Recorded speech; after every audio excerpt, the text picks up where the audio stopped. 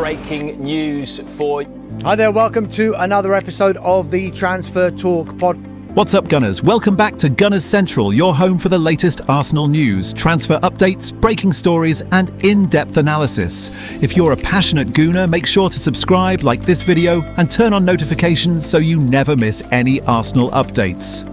Now let's get straight into today's big story. Arsenal's search for another elite attacking option has taken a dramatic turn, with reports now claiming that Victor Osimhen's name has entered formal discussions between the Gunners and Galatasaray. The development is significant because Arsenal have been searching for a forward capable of immediately raising the level of an already title-winning squad, and Osimhen represents exactly that type of signing.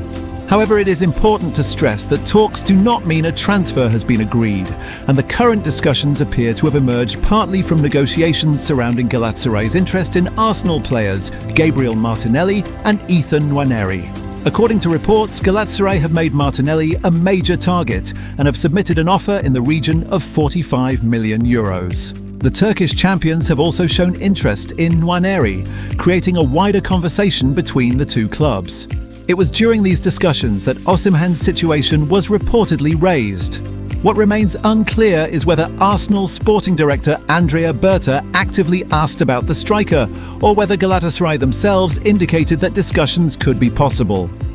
Either way, Arsenal supporters have every reason to become excited. Osimhen is not an unproven prospect who needs several years to develop. He is an established elite striker with a proven record of scoring goals at the highest levels of European football.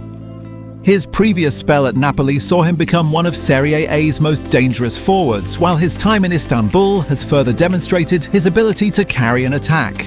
In his first Galatasaray season on loan, Osimhen scored 26 league goals and added 5 assists in 30 Super League appearances. After making his move permanent, he continued producing, scoring 15 league goals in 22 appearances during the 2025-26 campaign and adding 7 Champions League goals. Those numbers explain why Arsenal would even consider reopening a route that they previously rejected. The Gunners had been linked with Osimhen during his Napoli years, but the financial package was considered problematic. Now, however, Arsenal are operating from a stronger financial and sporting position. They have won the Premier League and reached the Champions League final, while their recruitment strategy has increasingly focused on adding players capable of competing at the highest level. The question is whether Osimhen would be the right final piece. Tactically, there is a compelling argument. Mikel Arteta wants his forwards to attack space, press aggressively and provide a constant threat behind defensive lines. Osimhen is exceptionally suited to that style. His acceleration allows him to stretch centre-backs, while his physical strength makes him difficult to contain when receiving the ball under pressure. His aerial ability also gives Arsenal another dimension when opponents defend deep. This could be particularly important because Arsenal frequently encounter teams that sit inside their own penalty area. Against those opponents, having a striker who can attack crosses, occupy 2 centre-backs and convert half chances can completely change the dynamics of a match. Imagine Arsenal possessing the creativity of Bukayo Saka, Martin Odegaard and their midfielders, combined with Osimhen's movement inside the penalty area.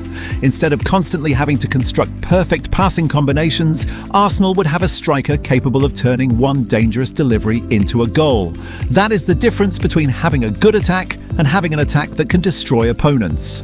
There is also the psychological factor. Osimhen has already experienced pressure at Napoli and Galatasaray, and he has repeatedly demonstrated that he can perform when expectations are enormous. Galatasaray's 2025-26 title campaign once again highlighted his importance, with the club finishing top of the Turkish league and Osimhen becoming their leading scorer. But there is a major obstacle. Galatasaray have little reason to sell. Osimhen is arguably their most valuable attacking asset, and the club have already invested heavily to secure him permanently. Reports indicate that a Saudi Arabian club previously made a huge proposal that Galatasaray rejected, illustrating how difficult it could be for Arsenal to persuade them to negotiate. Therefore, Arsenal would have to decide whether the striker is worth an enormous investment. This is where the story becomes strategically fascinating. Arsenal may not necessarily be looking to replace Victor Gyökeres. Instead, the objective could be to create competition and depth across the forward line. With Gabriel Jesus' future uncertain and Martinelli potentially leaving, Arsenal need more flexibility. Osimhen could operate as the central striker while allowing Ariteta to rotate his forwards depending on the opponent. In certain matches, Arsenal could use a mobile front three. In others, Osimhen could become the focal point around which the entire attack operates. For supporters dreaming of another Champions League challenge, this is precisely the kind of signing that would send a message across Europe. The most exciting aspect of the Osimhen story is not simply the player's reputation. It is what his arrival could do to Arsenal's entire attacking structure. For several seasons, Arsenal have demonstrated that they can control matches, dominate possession, and create chances. Yet there have been occasions when they have needed greater ruthlessness. A team can dominate 70% of possession and still drop points if it cannot turn territorial superiority into goals. Osimhen changes that equation. He is a striker who does not need to touch the ball 50 times to influence a match. His movement itself creates problems. Centre-backs have to constantly monitor his position because a single run behind the defensive line can create a one-on-one opportunity. That would also benefit Arsenal's wide players. Saka, for example, would have another target attacking the penalty area when he receives the ball in the final third. Instead of opponents focusing exclusively on Saka and Arsenal's attacking midfielders, Osimhen's presence would force defenders to make difficult choices. Leave Osimhen unmarked and Arsenal can punish you. Push the defensive line backwards to control his pace and Arsenal gain more space between midfield and defence. That tactical pressure is incredibly valuable. Osimhen would also bring a different profile from Arsenal's existing attacking options. His physicality and aerial threat could make the Gunners more dangerous from crosses and set pieces, while his speed would provide an outlet during transitions. The numbers underline his reliability. Opta's career data records 65 Serie A goals in 108 league appearances for Napoli, followed by 26 league goals during his first Galatasaray season. This is not a short-term purple patch. There is substantial evidence that Osimhen can score consistently over multiple seasons. But Arsenal must also perform due diligence. The Nigerian has had injury problems throughout his career, and managing his workload would be essential. His physical style places significant demands on his body. Arsenal would need an effective rotation strategy, particularly given the number of matches involved in a Premier League and Champions League campaign. There is also his disciplinary record. Osimhen plays with aggression and intensity, qualities that make him dangerous but can occasionally lead to unnecessary bookings. Ariteta would need to ensure that his competitive mentality becomes an advantage rather than a weakness. The financial side is even more important. Arsenal cannot simply assume that because they have the resources, they should spend whatever Galatasaray demand.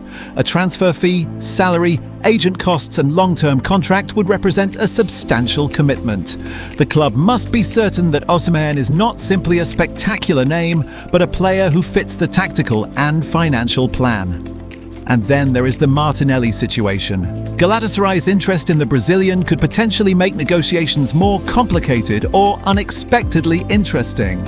Arsenal reportedly have a €45 million offer on the table for Martinelli, although reports indicate the player is not currently keen on moving to Turkey. If Arsenal eventually sell Martinelli, they would need to replace his attacking contribution, and Osimhen could become part of a broader restructuring of the forward line. Nwaneri's situation is another piece of the puzzle. Galatasaray's interest in the teenager means Arsenal and the Turkish club have several overlapping discussions taking place. That gives both clubs a reason to maintain communication, even if Osimhen ultimately remains in Istanbul. For Arsenal fans, however, the biggest question is simple. Could Victor Osimhen be the striker who takes Arsenal from Premier League champions to genuine European superpower? There is a credible argument that he could. Arsenal already possess elite creative players. They have added significant quality to midfield and are strengthening their defensive depth. What they need now is another attacking weapon capable of deciding matches independently. Osimhen fits that description. He brings pace, power, aerial ability, pressing intensity, penalty box movement, and proven Champions League production. Most importantly, he brings fear. Defenders know exactly what happens if they give him space. But Arsenal must remain disciplined.